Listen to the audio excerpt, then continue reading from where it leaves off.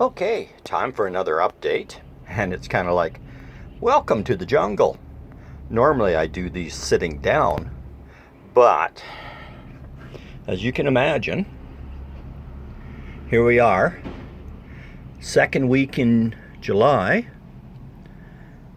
and it has really gotten thick in here.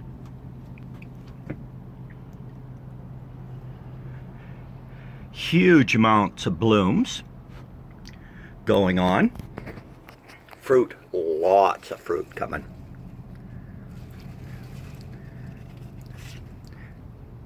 So, and huge number of blossoms going as well. I've been trimming, and actually it's way too early in the season to top, but I've also been topping because it's just getting crazy in here.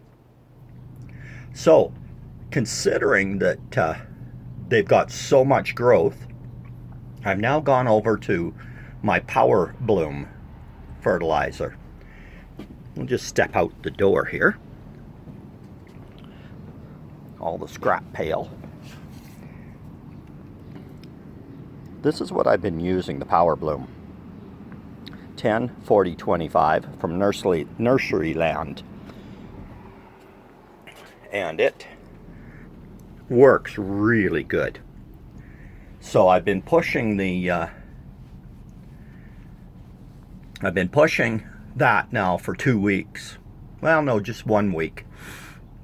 Because I don't need any more growth. As you can see, got all this extra growth. Man, if you wanted to, you could just stick this right straight into the ground and develop another tomato. It's going to go in my pail, down to the composter, and out the door. Into the garden. I do a lot of composting.